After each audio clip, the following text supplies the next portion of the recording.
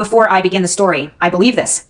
Story is fake, but nonetheless I find it pretty interesting, so do give it a watch. Wife wanted half of everything I owned. In divorce after sleeping with her XO, I vanished without a trace I had. Believed that the day couldn't possibly worsen, but I was mistaken. The entire week at work had been dreadful, and to top it off, my boss, the company president, called me into his office to reprimand me for a mistake made by someone else.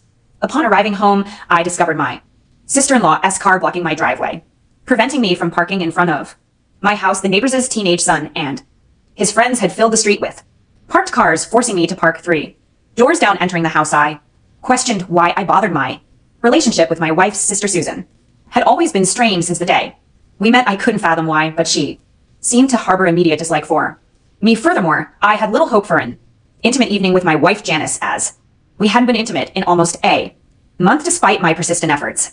Arriving at my driveway, I noticed an empty garbage can by the curb and dragged it around the side of the house, through the side gate, placing it next to the back door. Entering the kitchen, I heard music and the chatter of my wife and her sister in the living room. Grabbing a beer from the refrigerator, I took a sip before heading towards the living room. However, a sentence I'd overheard at the door froze me in my tracks. God, he ducked me 3 times. Today it came not from my sister-in-law, but from my beloved wife. Ever since Brandon came back last month, I just can't get enough of him. My wife confessed I knew Brandon as my wife's ex-boyfriend who had left her and moved away. Curious, my wife's sister asked, "So, what are you going to do now, Janice?" Replied, "Brandon wants me to move in with him, so I'll get a lawyer and file for divorce. This is a community property state, so I'll get half of everything." I had heard more than enough already.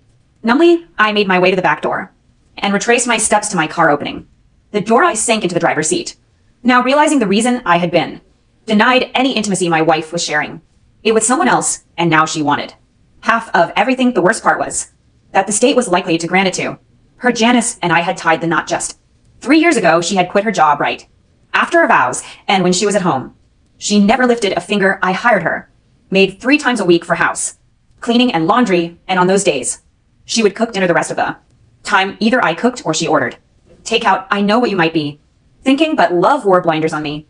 She kept me happy by providing good sex, at least until a month ago. My mother passed away when I was 13, a devastating loss for both my father and me. Dad did his best to raise me right, and we became very close. Losing him to a drunk driver when I was 23 was a significant blow, occurring just a year before I met Janice. Inheriting nearly $2 million from Dad, I wisely kept the money invested with the guidance of a good broker. Despite Janice's attempts to spend every dime I earned, I had another hundreds of thousands in savings. I had never touched the inheritance, making a grow. Even in the current economy, I had enough to live comfortably, and I didn't have to spend it. My love for Janice led us to skip a prenuptial agreement, a dumb mistake many make, thinking their marriage will last forever. This oversight meant she could potentially take almost $1.5 million from me, all for the privilege of spreading her legs. The state seemed all too willing to support this legalized form of exploitation. She had mentioned getting a lawyer, indicating she wasn't yet prepared to serve me. I knew I had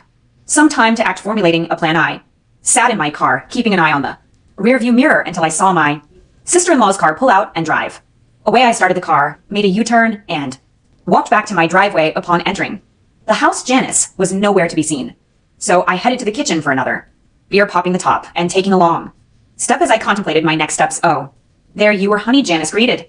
Entering the kitchen, "I didn't hear you come in." "Hello, dear. I just got in. Been a long day," I replied with a loving smile, determined to play the role as convincingly as she did. "I didn't have time to order anything for dinner," she said with a slight pout, although I wanted to say, "That's because you spent your day with your boyfriend, sharing all the details with your sister." But what I uttered was, "That's okay, sweetie. I'll just heat up some leftovers from last night." She gave me a sweet smile, kissed my cheek, and announced she was going to go up and soak in a hot bath. Smiling and nodding, I thought, "You got to wash all that away." When she left, I grabbed a plate of fried rice and ate it cold, while downing 2 more beers. After tossing the empty container, I retreated to the den and settled into the chair.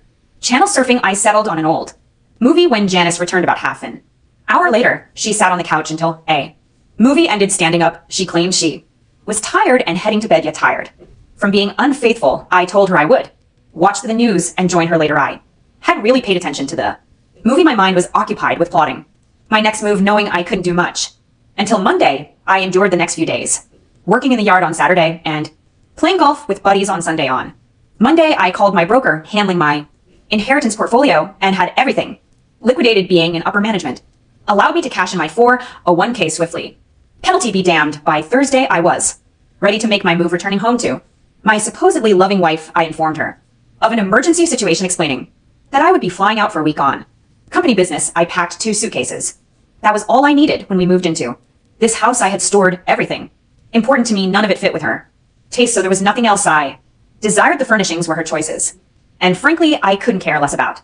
Then the silver lining in this situation was that we were renting the house, so I had no financial investment tied up in it. Having recently sold my condo, we were in the process of finding the right house to buy. When I say right, I mean right according to her standards. So far, none of the houses we looked at seemed to meet her criteria. On a Friday morning, I kissed my wife on the cheek one last time and carried my suitcases out the door. Loading them into my Lexus, I drove away without a single backward glance. My first stop was at an old buddy's place, Jake, whom I trusted implicitly. He was astonished when I proposed trading titles for his older but rebuilt 4-wheel drive vehicle, confiding in him out my situation. An hour later, I was headed west. I doubted anyone would connect me to this vehicle, and Jake promised to keep the car I traded him hidden in the garage for a while. For the next 4 days, I paid for everything in cash. I had canceled all our credit cards to avoid leaving a paper trail. The majority of my money was now safely tucked away in an offshore account.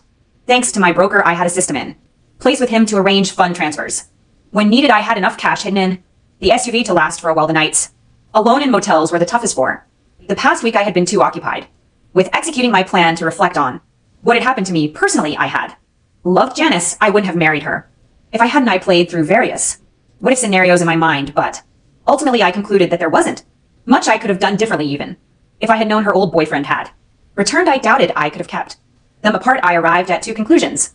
She probably never truly loved me, and it was my own fault for being foolish enough to marry her. On the 5th day away from home, I found myself sitting in a mom and pop diner in a small town in Montana. I pondered what my supposedly loving wife was up to, as by now she must have discovered that all her credit cards were canceled and our bank account held no money. My thoughts were interrupted by an older couple at the next table, whose quiet conversation I couldn't help but overhear. The man, who appeared to be in his late 50s, was telling his red-haired wife about his wish for an extra hand on their farm.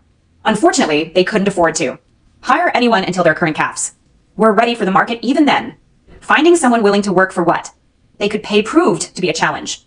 Finishing the last bite of my meal, I stood up and approached their table, expressing my apologies for eavesdropping, but suggesting I might be able to help them. The older man scrutinized me, sizing me up. I don't see how you could do that if you heard what we were talking about. You know I can't pay you anything. What if I just need a place to stay in exchange for my labor? I proposed. His eyes narrowed. Colleen, excuse us for a moment while I speak to this young man outside, he said to his wife. Standing up, he waited for me to follow him. Once in a parking lot where our conversation would remain private, he turned to face me. I estimated him to be about my height, 6 feet, with broad shoulders and not an ounce of fat. His one stark hair was mostly gray, and his face showed the rugged lines of years spent working outdoors. Who the hell are you part of that Wilson ranch? He asked with a hint of suspicion. I raised my hands defensively and said, hold on there, mister. I don't know anything about any Wilson. 4 days ago, I was living in Texas, and I just arrived here this morning. I thought maybe we could help each other out. He replied, if what you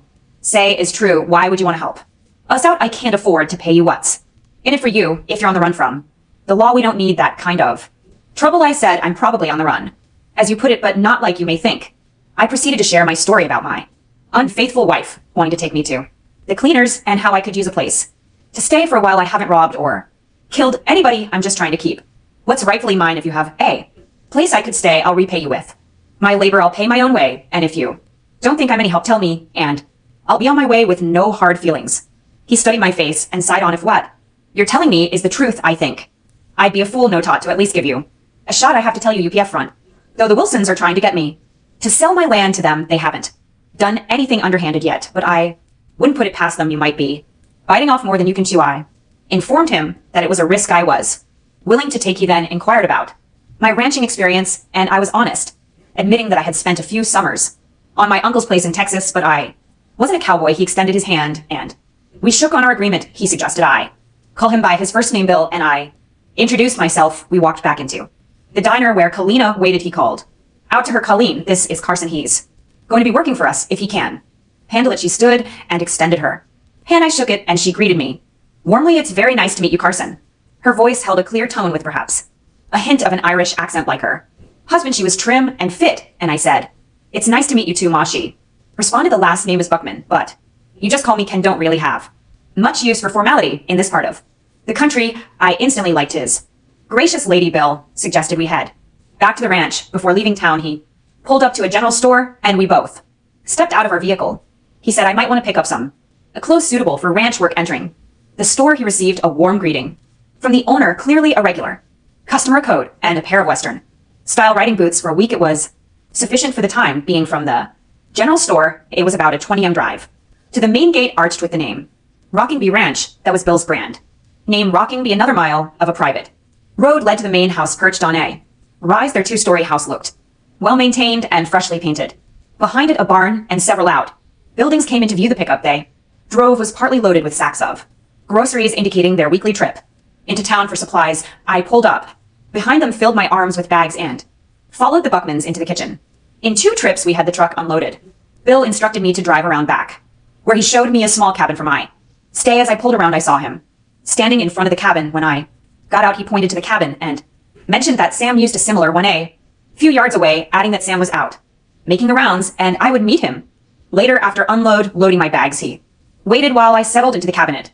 Had a single large room with a bed along one wall, a table with 2 chairs, a pot bellywood stove in one corner, and a bathroom with a single stone shower. It wasn't luxurious, but it was clean and served as a suitable place to stay for now, at least allowing me to hopefully avoid being found by Janice. When I returned outside, he was sitting in his pickup and told me to hop in. He took me on a tour of the ranch, which covered almost 6,000 acres grazing, with a couple of 100 acres set aside for growing winter feed. The back section of the ranch, hilly and covered in forest, led to mountains with a stream flowing through the property, accessible only on horseback. He shared that he used to have 3 full-time hands, but Sam was the only one left after tough times. Sam had been working on the ranch for nearly 30 years. During roundups for selecting stock to take to market, they hired extra help. He dropped me off at the little cabin around by the way. I noticed you carry a laptop. I've got a satellite connection with a router, so you can access the internet wirelessly. Supper is in the main house, and we normally eat at 600, he mentioned before driving away. In less than 30 minutes, I had settled in, leaving me time to boot up my computer. As he had mentioned, I was able to make a wireless connection, and I quickly checked for emails. There was one message from Jake stating that Janice had reported me missing to the police, and they were investigating my disappearance. It gave me something to ponder. Jake was the only one I had actually told about leaving, and even he didn't know where I was going. I had mailed my resignation to my former employer, but hadn't informed them in person about my departure. Just before 600, I walked over to the main house and knocked on the doorbell, called for me to come in, and as I stepped inside, I saw Colleen preparing food while Bill stood to the side, talking to a man I assumed was Sam. Bill motioned me over. "Sam, this is Carson, the new hand I mentioned, at least for today. We'll see how he feels about it tomorrow." After a day's work, Bill said with a broad grin, "Carson, meet Sam." Sam gave me a warm smile and extended his hand. A big man, at least 6 feet 3 inches, he, like Bill, appeared to have worked hard throughout his life and seemed around the same age as Bill. One notable detail, he was African American. I shook his hand, sensing the strength in his grip. "Well, young man, let's hope you like it here. I could use the help," he said. At 28, I was about half his age, so he considered me young. I replied I planned to give it my best shot. Just then Colleen called us to sit down as supper was ready. Bill and his wife sat at opposite ends of the table, leaving Sam and me to sit between them. Across from each other on the table were a large platter of pork chops, a big bowl of mashed potatoes, another with fresh green beans, and a plate stacked with obviously homemade biscuits. "We don't eat fancy here, Carson, but there's plenty, and it's filling." Colleen said. "It looks great," I replied. As we ate, I asked Bill if he had been here all his life, and his response was, "Yep, my grandfather started this ranch and passed it on to my father. Now it belongs to me." And Colleen, although when I was younger I wasn't so sure she was going to be a part of it, I had to fight off every man to get her. He looked at his wife, and I could see the depth of his love for her in his eyes. She responded, "Now, Bill, you know you're the only man I ever had eyes for. I just had to make sure that you wanted me enough." Bill followed. "My wife has been responsible for the 3 happiest days of my life. The day she agreed to marry me, the day she did marry me, and the day she gave birth to our daughter, Caitlin. I hadn't seen any sign of a daughter, and Colleen must have noticed my curious look and said, "Our daughter is away right now. She is finishing her doctorate's degree in veterinary sciences at South Dakota State University, she has only been able to get home for the holidays, and we are anxiously waiting for her to come back. Home with her degree, she's supposed to be home in a couple of months, Bill added.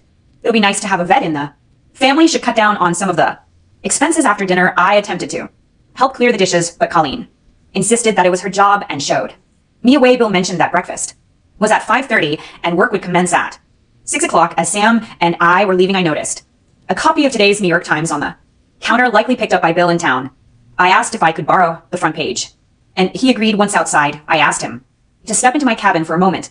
Inside, I took out my digital camera and showed him how to use it. I had him taken a close-up of me holding up the front page of the newspaper. I could tell he was curious, but he didn't ask. He did inquire about an alarm clock, and I assured him I had one. He said he would see me in the morning and left. I downloaded the picture to my computer and drafted it into an email along with a note to the police in my former hometown. The message stated that I was alive and well, and I had left town of my own free will, choosing a national newspaper instead of a local one. Kept my location ambiguous. I sent the email to Jake and instructed him to use one of the local coffee shops with free internet access, as my work email would likely still be active. I provided my password so he could forward the original email and picture to the police without leaving any traceable paths. This way I hope to avoid being listed on any FBI or national missing person lists, assuming the police wouldn't allocate extensive resources to search for a runaway husband. I slept soundly that night. The next morning, I was up at 5 o'clock, showered and dressed in time to walk with Sam to the main house after eating. Bill instructed Sam to put me to work replacing fence posts in the hilly section. Following Sam to the barn, he pointed out a horse and saddle I would need. He seemed satisfied with the way I saddled the big brown M, drawing on my experience from my uncle's ranch. We then took 2 mules attaching saddle packs to load fence posts and a post hole digger. Bill joined us at the barn carrying a Winchester Model 94 and a saddle scabbard, explaining it was mainly for the rare occasion when we might need to put down a sick cow mounted up, and leading a mule each. Sam and I headed out following the creek up into the hills. As Sam and I rode, we engaged in conversation and got to know each other.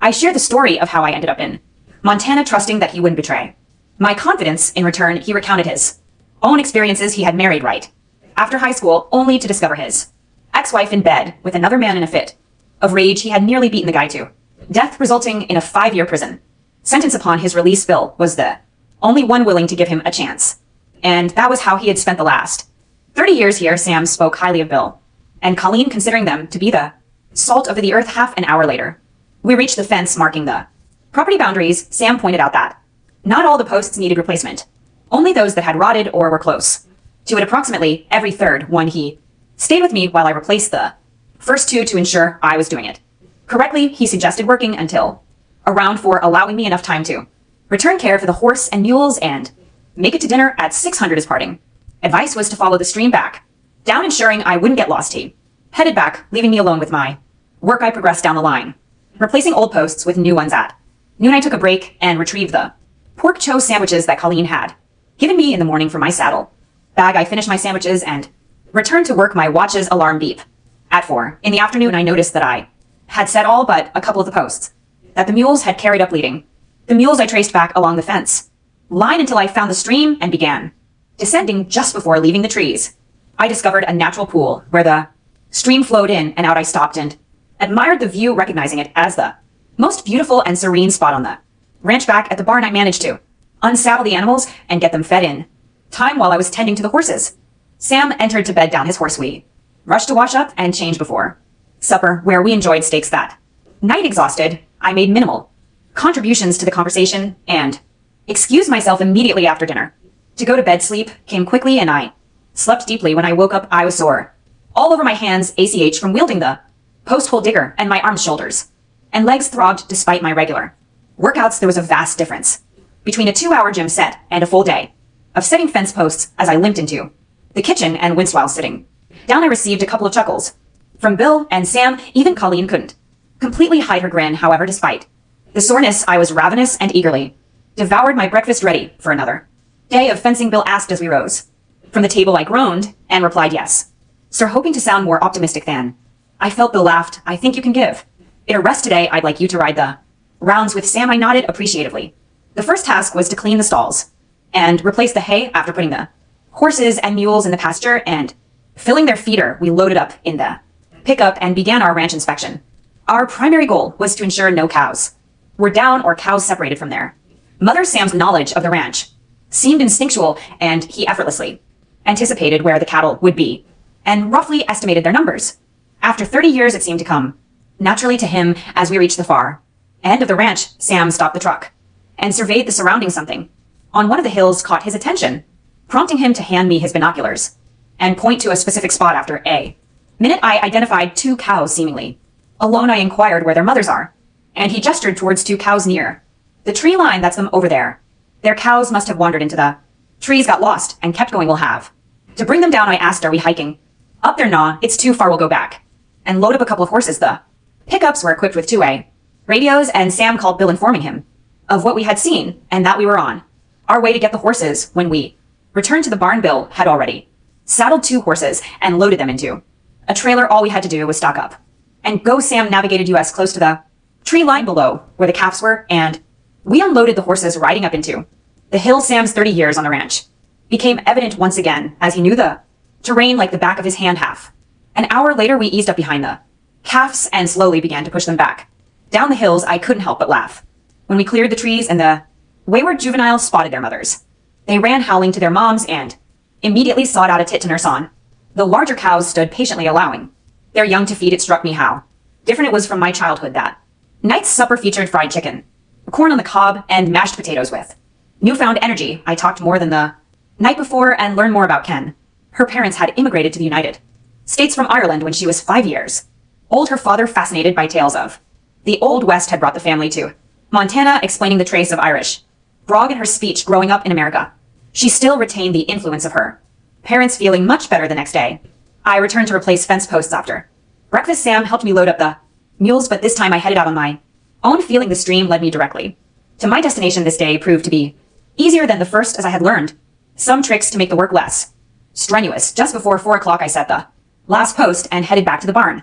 With some extra time, I worked some of the stalls before cleaning up for dinner.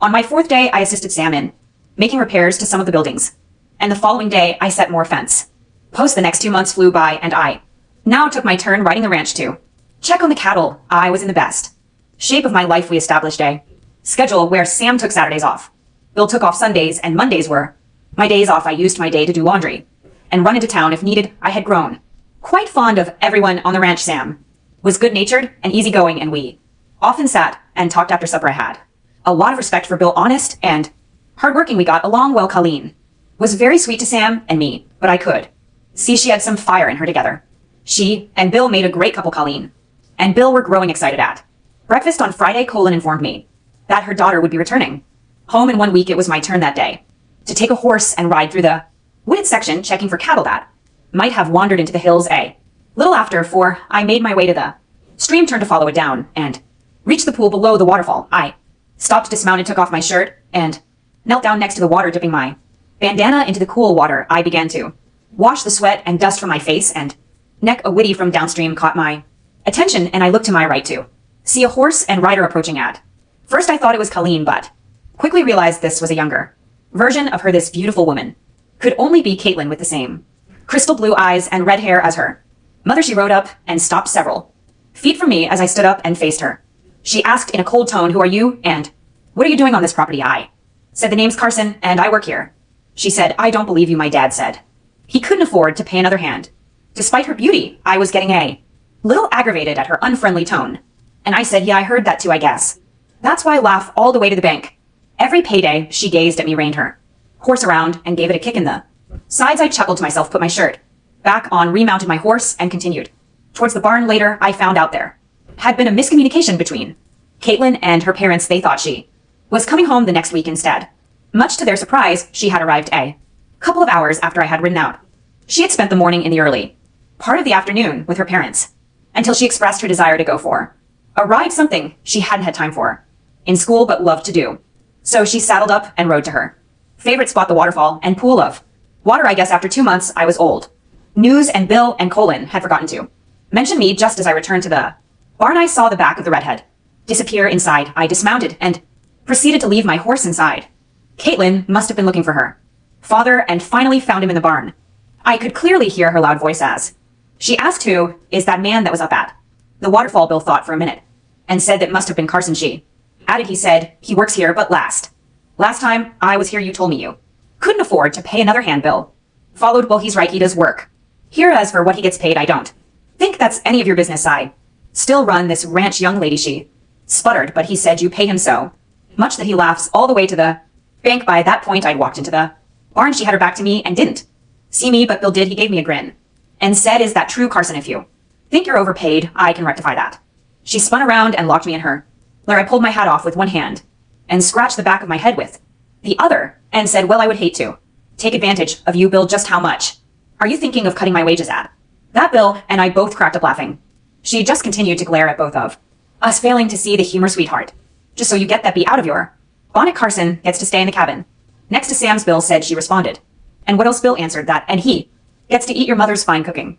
Caitlin persisted. So you're saying you aren't paying him? Why would he work for nothing? Bill responded. He is his reasons. And it's not my place to tell you. I then shipped in working to have a chance to taste your mother's cooking is worth a lot, and I don't think she would like to hear you say that it's nothing. She shot me one more glare and stormed out of the barn. Bill shook his head and said, she reminds me so much of her mother when she was young. I didn't think I would ever take Colleen at supper that night. We were joined by Caitlin. She sat next to Sam on the opposite side of the table. For me, she gave me another sharp look. When I entered the kitchen, I waited until everyone had filled their plates. Before speaking, I said in a pleasant voice, your mother tells me that you have finished your doctorate in veterinary medicine. Yeah, was her one-word answer. Given without looking up, I continued. Sam says that there's only one other vet in the area, and he's over 30 miles away. I'm sure you're going to be a very big asset to the folks in this area. She glanced up at my compliment, and I thought I saw her eyes soften a bit. Yes, that would be Dr. Harrison. He has more business than he can handle and is often needed in more than one place at the same time. Ken then added, I agree with you, Carson. Our Caitlin will be able to provide a great service during the rest of the meal. Caitlin talked with her parents and Sam, who had been on the ranch since before she was born. She didn't address me directly, and I, for the most part, kept quiet. This was her homecoming, and I knew her parents and Sam wanted to hear what had been happening in her life while she was away. As soon as I finished eating, I excused myself to turn, and I returned to my cabin and checked my email, seeing that I had one from Jake. He reported that he had talked to a friend of his on the police force and casually asked if they still considered me to be a missing person. His friend said that everything had been dropped after they received the email with the picture I had sent them. As for Janice, Brandon had apparently dumped her as soon as he learned I had disappeared with all the money, and it didn't look like Janice was going to get her hands on any of it soon. Of course, she couldn't afford the rent on the house we had been living in and was now living in a city apartment working as a waitress. She didn't have the money to hire a lawyer to pursue me. I thought it ironic. She had apparently only married me for my money, and her boyfriend had only wanted her for the same thing, my money. I was still working on replacing fence posts. I now only did so every third or fourth day. I had moved out of the hill and was down where I could drive the pickup to where I worked. It really was easier to load the posts in the back of the truck rather than on the mules. The morning after Caitlin returned home, I loaded the pickup with posts and drove to where I had left off. When it was my normal time to take lunch, I strode to the truck and realized that I hadn't brought my lunch with me. If any of us were going to be working away from the main house all day, Colleen would make sure we had a lunch, and I guess I spaced out picking mine up. I could have driven back to the house, but decided that missing one meal wasn't going to kill me. About a half hour later, I had just set a pole and was attaching the wire when I heard a vehicle approaching.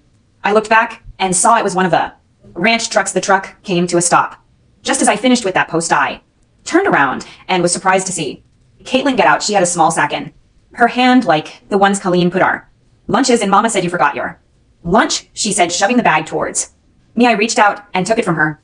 Thank you, Caitlin. That was very kind of you, I replied. I looked in the back and saw it contained 2 sandwiches as usual.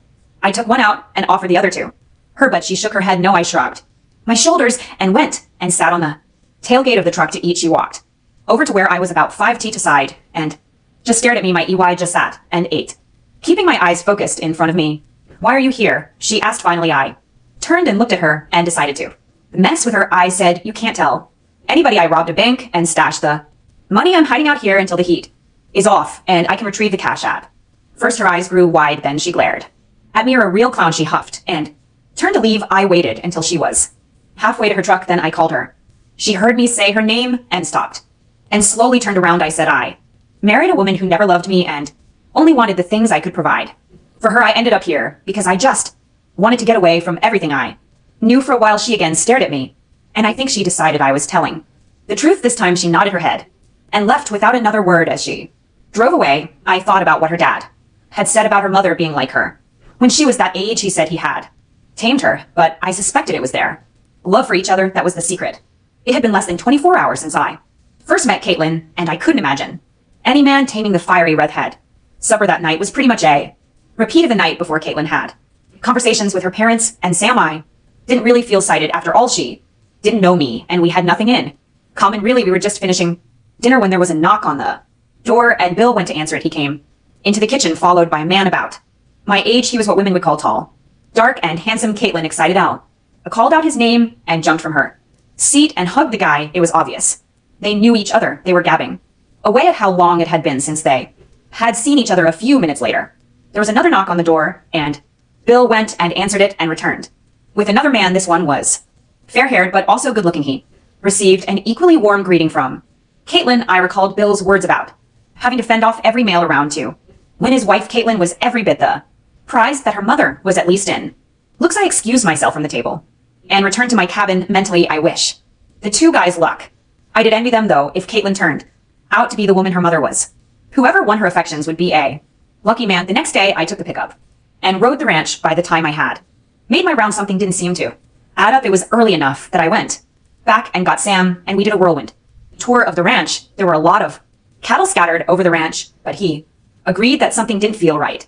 It just seemed like we were short a few herds. We decided we would saddle up the next day and ride the hilly areas. We discussed it with Bill that night at supper, and he agreed to our plan.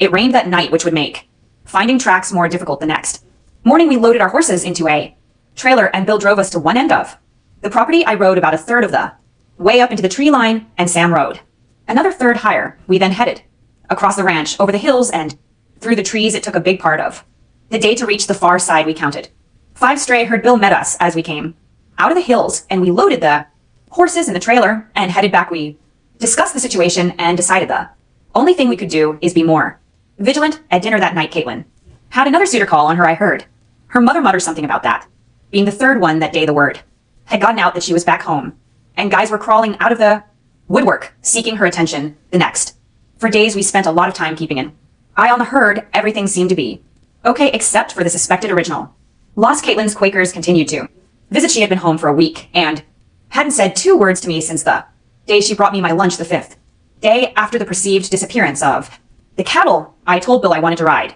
the property line through the hills. We had already covered the fence lines along the pasture areas and had seen no evidence that the missing cattle had taken through there. Sam dropped me off on the west side of the ranch. This was where Bill's ranch bordered the Wilson ranch. About halfway to the southwest corner, I spotted 3 fresh sets of horse tracks. They crossed from the Wilson side of the fence onto Bill's side. The puzzling thing is that the fence wire was still up. I dismounted and checked the fence posts and saw that the staples had been loosened on 5 posts.